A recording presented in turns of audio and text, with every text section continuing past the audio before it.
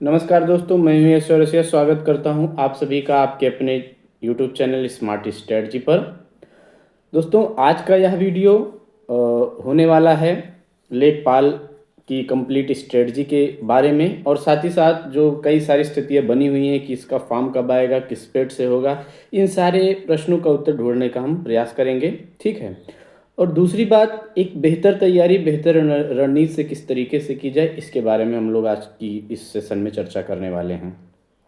तो सबसे पहले मैं आपको बता दूं कि इसके पूर्व जो लेखपाल की परीक्षा हुई थी, उस परीक्षा में लगभग 8,085 पदों का संभवतः एग्ज़ाम हुआ था, और उसमें मैं अंतिम रूप से चयनित हुआ था। मेरे पिछले कुछ वीडियो हैं जिसमें मैंने आपको बता रखा है कि किस तरीके से तैयारी की, लेकिन वो ब्रीफ था। ठीक है।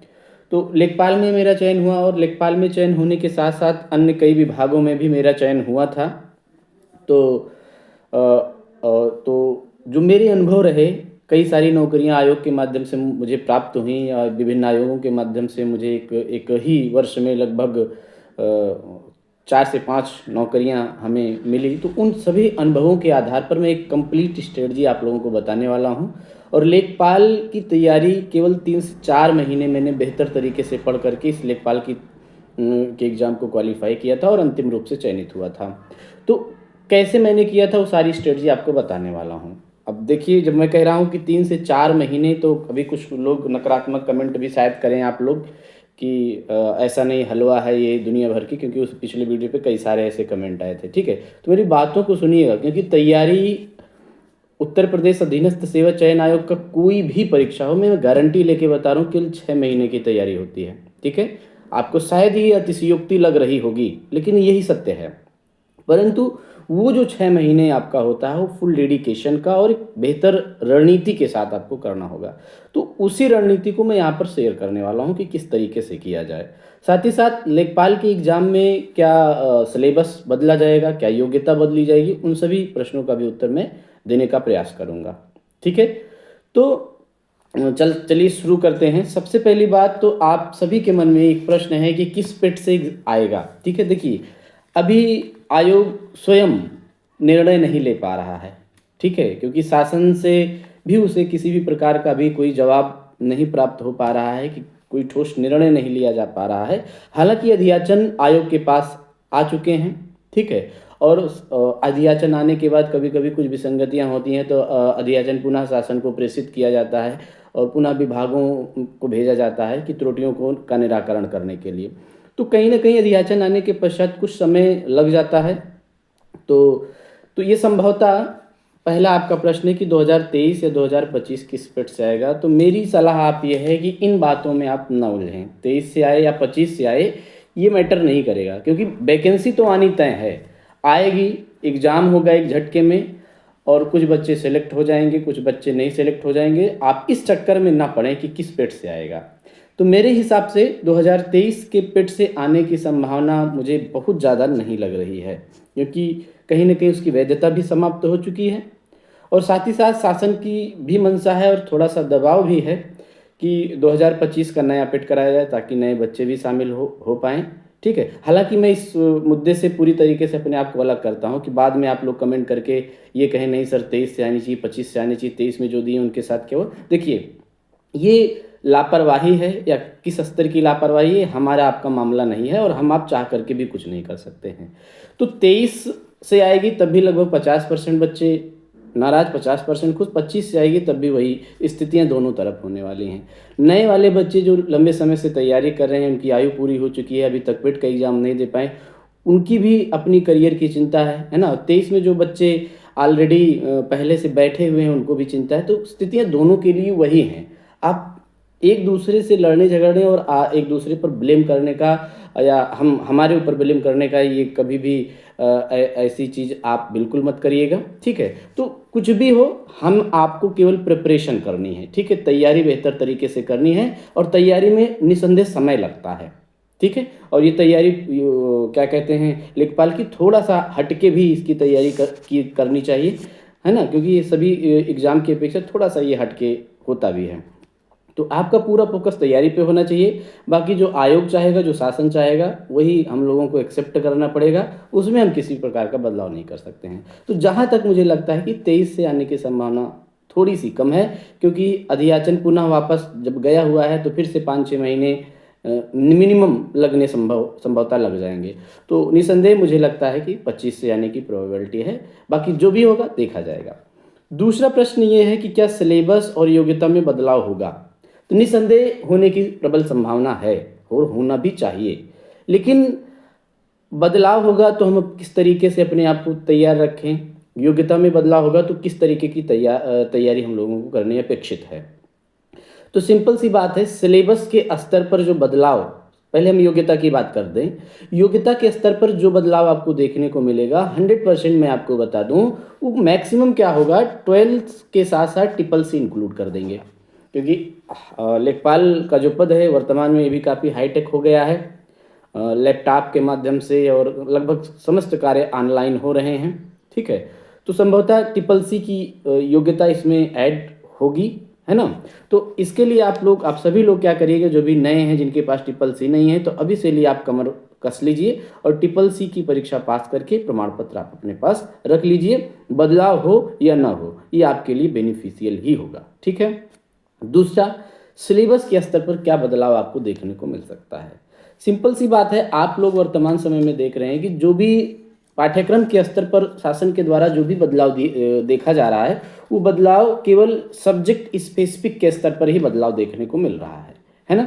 तो जैसे लेखपाल में आप लोगों को पहले भी पता है कि 25 प्रश्न ग्राम समाज और ग्राम विकास के आते ही आते हैं, तो इसमें किसी भी प्रकार का विशेष बदलाव अपेक्षित नहीं है, परंतु संभावना और प्रबल संभावना यही है कि इसमें दो चीज़ें और जोड़ दी जाएं।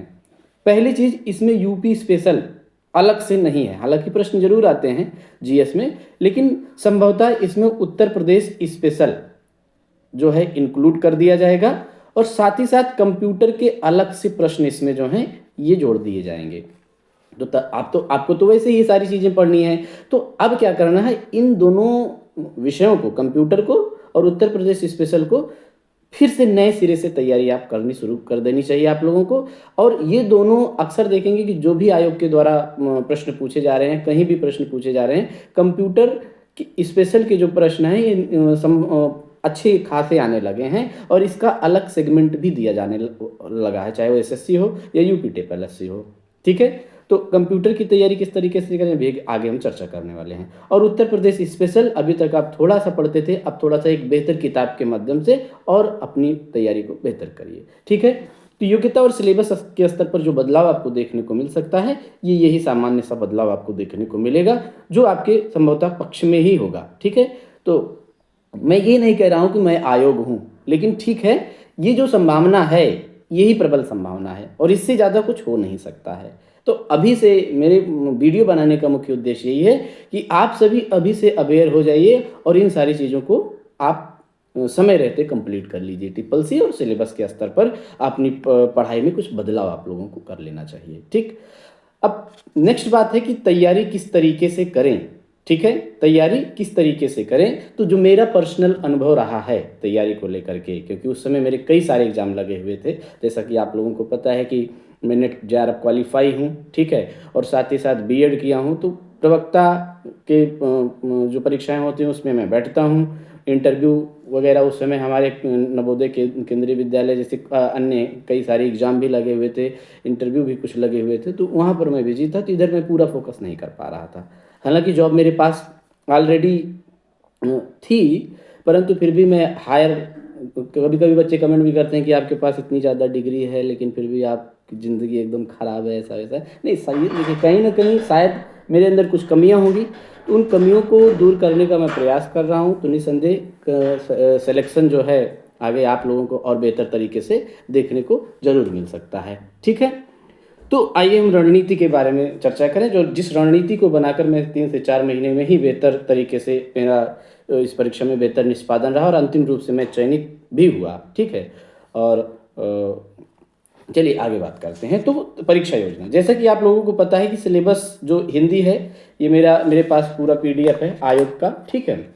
तो सामान्य हिंदी के 25 प्रश्न, गणित के 25 प्रश्न, सामान्य ज्ञान के 25 प्रश्न, ग्राम समाज और विकास के 25 प्रश्न, ये 100 क्वेश्चन आते हैं और लगभग आपको 2 घंटे यानी 120 मिनट का समय दिया जाता है। तो ये बड़ी अच्छी बात है कि जो बच्चे जिनकी स्पीड कम है, अक्सर एसएससी और रेलवे की तैयारी करने वाले बच्चे जो होते हैं उनकी स्पीड काफ़ी अच्छी होती है, तो मैक्सिमम बच्चे जिनकी स्पीड कम होती है मैथ वगैरह में, वो पिछड़ जाते हैं वहाँ पर। तो उत्तर प्रदेश अधीनस्थ सेवा चयन आयोग के माध्यम से जिनकी स्पीड कम है मैथ या रीजनिंग की, उनके लिए पर्याप्त समय मिल जाता है और बेहतर तैयारी को के लिए उनके पास एक अच्छी जो है आधार स्थल मिल जाता है। तो सिंपल सी बात है, सामान्य हिंदी के लिए मैं हमेशा से एक ही किताब के बारे में हमेशा मैं रट लगाए रहता हूँ, राजपाल सिंह। शुरू में मैं आदित्य भी पढ़ा हूँ, लूसेंट भी पढ़ा हूँ, मेरी लगभग तैयारी लूसेंट से ही हुई है हालांकि, और इसके हरदेव बाहरी भी मैं पढ़ा हूँ, वासुदेव नंदन प्रसाद भी मैं पढ़ा हूँ। चूँकि मैं एक अध्यापक था, एक टीचर था, तो मुझे पढ़ाना था, तो विभिन्न किताबों के माध्यम से मैं पढ़ता था और चीज़ों को मैं इंक्लूड करता था। तो अंतिम रूप से जब मैंने किताब देखी, क्या कहते हैं, राजपाल सिंह की, तो मुझे काफ़ी बेहतर किताब लगी और इसमें वो सारी चीज़ें थी जो मैंने अन्य सारी किताबों में मैंने अध्ययन किया था। तो राजपाल सिंह की किताब ले आइए, आद्योपांत इसका 2 से 3 बार अध्ययन कर लीजिए, ठीक है। और देखिए इस किस तरीके से हिंदी जीएस किस तरीके से पढ़े, इस पर हम नेक्स्ट वीडियो, एक अगला वीडियो आप लोगों के सामने लेकर के आएंगे, क्योंकि एक तैयारी करने का एक तरीका दूसरा होना चाहिए, एक अप्रोच दूसरी होनी चाहिए। तो बाद में आप नकारात्मक कमेंट करते हैं कि ऐसा कुछ नहीं, जो 2 साल से 3 साल से तैयारी कर रहे हैं कुछ नहीं हो रहा है, ऐसा नहीं है। 6 महीने की तैयारी पर्याप्त होती है किसी भी एग्जाम को क्वालिफाई करने के लिए, लेकिन डेडिकेशन और तैयारी का स्तर एक मनोवैज्ञानिक तरीके से तैयारी करनी होती है।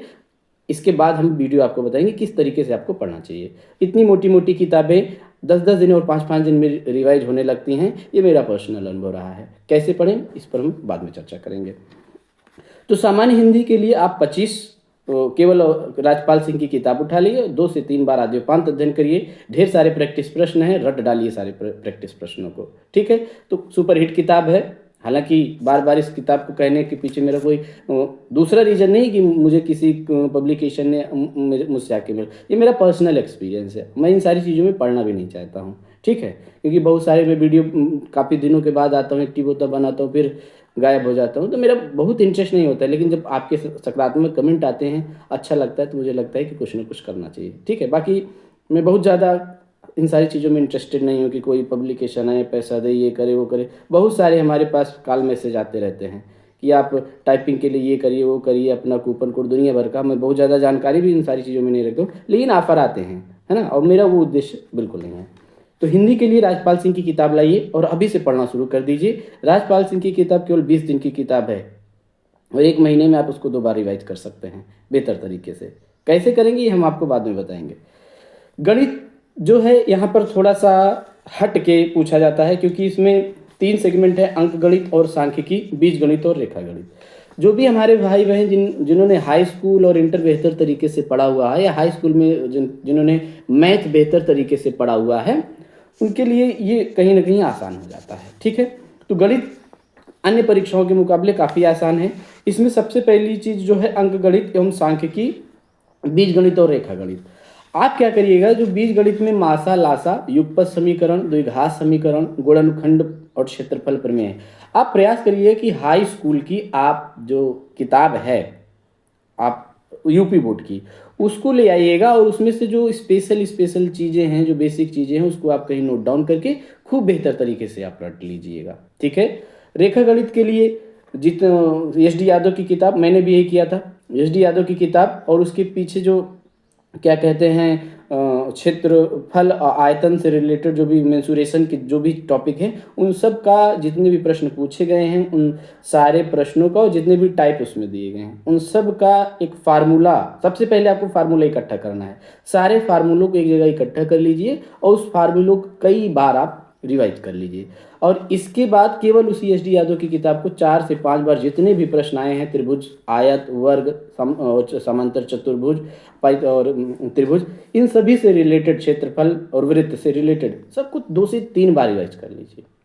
कि आयोग बहुत कठिन प्रश्न नहीं पूछता, सामान्य सा प्रश्न पूछता है, ठीक है। तो आप केवल एस डी यादव का पीछे का केवल 2 से 3 चैप्टर है, उसी को आप अच्छे से रिवाइज कर लीजिए और जितना अधिक से अधिक हो सके आप फार्मूले को रट डालिए, रिवाइज कर लीजिए। क्योंकि अगर आपके पास फार्मूला होगा तो आपके पास समय पर्याप्त है, आप अपनी बुद्धिमत्ता के आधार पर भी प्रश्नों को सॉल्व कर ले जाएंगे। ठीक है, तो यहाँ पर जितने भी मेंसुरेशन से रिलेटेड, त्रिभुज, वृत्त, आयत से रिलेटेड प्रश्न हैं, इकट्ठा कंबाइन कर लीजिए और उसको मल्टीपल टाइम रिवाइज कर लीजिए। प्रश्न आपको जो फार्मूले हैं वो आपको एकदम टिप पे होनी चाहिए, याद होनी चाहिए। ठीक है, और उसके बाद आप 1-2 बार प्रैक्टिस कर लीजिए। और ये रेखागणित का पोर्शन 2 से 3 या मैक्सिमम 5 से 6 दिन का है। 6 दिन पढ़ने के बाद रेगुलर आप रिवीजन करिए और टिप पे ला लीजिए जितने भी फार्मूले हैं, और क्वेश्चन को बार बार 2-3 बार रिवाइज कर लीजिए। ठीक, बीज गणित के लिए वही आप हाई स्कूल की किताब उठा लीजिए, उसी को एक बार देख लीजिएगा। और साथ ही साथ एस डी यादव में भी क्या कहते हैं, समीकरण एवं उनके अनुप्रयोग, इससे रिलेटेड जो भी चीज़ें हैं उसको आप एक बार देख लीजिएगा। और अंक गणित में सांख्यिकी के लिए, सांख्यिकी देखिए, सांख्यिकी यहाँ पर दिया तो बहुत ज़्यादा चीज़ें दी गई हैं, समांतर माध्य, केंद्रीय माप, माध्यिका, बहुलक, तो ये बहुत बेसिक चीज़ें जो हैं, बेसिक फार्मूले को आप इकट्ठा कर लीजिए, उसी को आप 1-2 बार हाई स्कूल की किताब उठाइए। ठीक है, हो सके तो जो हाई स्कूल का जो आर्ट साइड हम लोग बोलते थे, आर्ट साइड और साइंस साइड, तो आर्ट साइड की जो बुक है उसी को मैंने लिया था, वहाँ से जो बेसिक फार्मूले थे, छोटे छोटे फार्मूले थे, उनको मैंने इकट्ठा करके एक जगह लिख लिया, तो कई बार रट लिया था। और उसके बाद आप कहीं भी किसी भी किताब या प्रैक्टिस पे जाइए और वहाँ के प्रश्नों को सॉल्व कर लीजिए, बस इतना ही पर्याप्त है। बेसिक फार्मूला आपको याद होना चाहिए, तरीका आपको याद होना चाहिए, बस। और वो भी बहुत जो हाई फाई क्वेश्चन उनको मत टच करिएगा, नहीं तो लगेगा कि तो बहुत बोझ है। तो जितना आपको दिखता है ढेर सारी चीज़ें, वो नहीं आने वाली हैं, बेसिक से सिंपल से ही प्रश्न आपसे पूछे जाएंगे, तो उनको आप जो है अच्छे से तैयार कर लीजिएगा। बाकी गणित के लिए केवल एस डी यादव और सेलेक्टेड चैप्टर आप पढ़िएगा। प्रयास ये करिए कि एस डी यादव को पूरा पढ़ डालिए, नहीं तो लेखपाल स्पेशल के लिए आप स्पेसिफिक चीज़ें आप पढ़िए और बेसिक चीज़ों को याद करके सारे फार्मूले को इकट्ठा कर लीजिए। ठीक है, बाकी कुछ बातें अगर आपके मन में आएंगी तो कमेंट करिएगा, उसका मैं फिर से एक जवाब देने का प्रयास करूँगा। अब इसके बाद है सामान्य ज्ञान। सामान्य ज्ञान के लिए कोई भी किताब आपको नहीं पढ़नी है, लूसेंट और उत्तर प्रदेश अधीनस्थ सेवा चयन आयोग के द्वारा आयोजित जितनी भी परीक्षाएं जो जीएस पूछेगी उनको रिवीजन कर लीजिए, बस इतना ही पर्याप्त है। इसके अलावा आप टच भी कुछ मत करिएगा। ठीक है, अच्छा, लूसेंट किस तरीके से पढ़ें, ये भी एक बहुत ही वैज्ञानिक तरीके से लूसेंट भी पढ़ा जाता है। कुछ बच्चे बोर हो जाते हैं, लूसेंट अक्सर याद नहीं होता है, लेकिन मैं अपनी बात बताऊं तो लूसेंट बहुत ही बेहतरीन, मेरी फेवरेट किताब है। मुझे लाइन टू लाइन चीज़ें याद हैं, आप किसी भी प्रश्न को पूछे मैं तुरंत उसका जवाब देता हूँ, मतलब कई बार मैंने पढ़ा है उसको, वो याद हो गई हैं। तो उसका भी एक वैज्ञानिक तरीका है पढ़ने का, एक दूसरा तरीका है पढ़ने का। ठीक है, उस तरीके को यहाँ अगर हम बताएंगे तो थोड़ा सा वीडियो लंबा हो जाएगा, वीडियो ऐसे भी हमारे लंबे होते हैं, तो आप दूनी स्पीड पे करके देख लिया करिए। तो इसको भी लूसेंट किस तरीके से पढ़ें, मेरा नेक्स्ट वीडियो आएगा, और पूरी तरीके से मैं बता रहा हूँ, इस तरीके से अगर आप पढ़ेंगे तो एक अच्छी तैयारी आपकी हो जाएगी और लूसेंट पूरा आपको याद हो जाएगा और मज़ा आ जाएगा और लूसेंट से आपको प्यार हो जाएगा। ठीक है, जो बोरिंग लूसेंट है बहुत ही इंटरेस्टिंग लूसेंट हो जाएगी। अभी मेरी लूसेंट की बुक देखिएगा आप, उसमें ना जाने कितने पन्ने, ना जाने इतना, मतलब उसको मैंने रफ बना दिया है, लेकिन मज़ा आ जाता है एक बार पढ़ने के बाद। और रिवीजन लूसेंट की किताब, कोई भी एग्जाम होता है 5 से 7 दिन में मैं पूरा लूसेंट पढ़ जाता हूँ। तो एक तरीका होता है, हालांकि कुछ बच्चे कमेंट करेंगे बड़े भौकाली गुरुजी हो, है ना, तो आप जो भी मन में आए करिए, लेकिन मैं जो तरीका बताऊंगा वो मेरा पर्सनल तरीका है। ठीक है, मैं आपको बताऊंगा कैसे पढ़ें। तो लूसेंट और यूपी ट्रिपल एससी का प्रीवियस ईयर वो अच्छे से तैयार कर लीजिए। यूथ का आता है मेरे पास, यूथ का, मैं यूथ का ही पढ़ता हूँ। और आने वाले कुछ ही समय में मैंने सोचा है कि यूपी ट्रिपल एससी का जो भी है उसका एक मैं प्लेलिस्ट बनाने वाला हूँ, तो शायद बना दूँ, आपके लिए लाभकारी हो। ठीक है, तो सामान्य ज्ञान के लिए हमने क्या बताया, लूसेंट की किताब और उत्तर प्रदेश अधीनस्थ सेवा चयन आयोग के प्रीवियस ईयर के सारे क्वेश्चन, पर्याप्त, कुछ नहीं टच करना है। ठीक है, इसके बाद है ग्राम समाज और ग्राम विकास। ये थोड़ा सा मैं एक्स्ट्रा आपको बताऊंगा, क्योंकि मैंने जो तैयारी की, क्योंकि ग्राम समाज में आप विश्वास मानिए कि बहुत सारे हमारे साथी तैयारी कर रहे थे और काफ़ी किताबों का अध्ययन किए थे, खूब बढ़िया से अध्ययन किए थे, लेकिन किसी से भी पूछेंगे आपको सब यही बताएंगे कि वो जो है ग्राम विकास और ग्राम समाज में ही मात खाए। मेरा पर्सनल एक्सपीरियंस ये था कि मैं 25 में से 23 क्वेश्चन सही किया था ग्राम विकास और ग्राम समाज का। मैंने क्या पढ़ा था, एक किताब आती है परीक्षावाणी की, कृषि की। ठीक है, कृषि की एक परीक्षावाणी की, क्योंकि मैं पीसीएस की भी तैयारी करता हूँ, तो परीक्षावाणी की किताब आती है कृषि की। हालांकि उसको मैंने पूरा पढ़ा है, लेकिन मैं आपको पूरा पढ़ने की सलाह नहीं दूंगा। परीक्षावाणी कृषि की लाइए और उसमें ग्राम विकास एवं योजनाएं करके एक चैप्टर है, संभवतः 135 या समथिंग पेज पर है, और वो 10 से 12 पेज होंगे। उसको आप अभी से, कई सारी परीक्षाओं में काम देने वाला है, उसको आप 2 से 3 बार, 4 बार, 5 बार रट डालिए उसी चीज़ को, ठीक है। और उसको रटने के बाद मार्केट से कोई भी किताब, जब आपका एग्ज़ाम करीब होगा, अभी मत पढ़िएगा इसको, फिर एग्ज़ाम आपका करीब होगा तो आप मार्केट से चाहे घटनासार की, घटना चक्र की कोई भी एक किताब उठा लाइएगा और उसको 1-2 बार अच्छे से पढ़ लीजिएगा। मैंने बस इतना ही किया था, ठीक है। तो परीक्षा वाणी का काफ़ी एक अच्छे वे में लिखी गई किताब है, बड़ी प्रवाह है उसमें और अच्छा भी लगता है, डिटेल भी है। तो ये काफ़ी अच्छी किताब है और आपके पास समय हो तो परीक्षा वाणी का जो कृषि का पूरी किताब, पतली सी किताब है, पूरा भी पढ़ डालिए। नहीं तो संभवतः अगर लेखपाल बनना चाहते हैं तो आप निसंदेह इस किताब को थोड़ा-सा इसका अध्ययन आप ज़रूर कर लीजिए। तो आप परीक्षा वाणी का जो ग्राम विकास, एक ही चैप्टर कहीं आप पा भी जाओ तो एक चैप्टर उसको अच्छे से पढ़ के अपनी नोट्स बना लो। इतना कर लीजिए, बाकी किसी भी यूट्यूब या दुनिया भर के बहकावे में मत आइए। ये परीक्षा आपकी होती है, एग्ज़ाम आपको देना है, तैयारी आप ही को करनी है और कोई बहकाए तो बिल्कुल नहीं, वो आप खुद ही तैयारी करिए। तो ग्राम विकास के लिए ये अपना लीजिए। साथ ही साथ आने वाले समय में अगर बदलाव होता है पाठ्यक्रम में तो उत्तर प्रदेश स्पेशल एक ही किताब, रामबाण किताब, परीक्षा वाणी, ठीक है। परीक्षा वाणी उठा लीजिए, पतली सी किताब है, 5-7 दिन की किताब है, लगातार पढ़िए, खत्म कर दीजिए 2-3 बार, केवल इसी को पढ़िए। कंप्यूटर के लिए परीक्षा मंथन उठा लीजिए, 2-3 बार पढ़ लीजिए, बस इतनी सी किताबें हैं। लिमिटेड रिसोर्सेस, मैक्सिमम रिवीजन सफलता का मूल मंत्र है। अच्छे से पढ़िए, खूब बेहतर तैयारी करिए, निसंदेह आपका चयन हो जाएगा लेखपाल में। ये मेरा पर्सनल अनुभव है, मैं चयनित भी रहा हूँ, ठीक है। तो कुछ सारे शायद आपके मन में कुछ प्रश्न बन रहे होंगे, उन प्रश्नों का शायद आपको उत्तर ना मिला हो तो आप प्रयास करिएगा, कमेंट करिएगा हमारे पास, हम निसंदेह उस समस्या को समझकर उसका निराकरण करने का प्रयास करेंगे। और एक पुनः आप लोगों से आग्रह है कि नकारात्मक कमेंट ना करिएगा, नहीं तो मैं फिर से यूट्यूब छोड़ के भाग जाऊँगा। थैंक यू, वेलकम, जय हिंद, मिलते हैं अगले वीडियो में।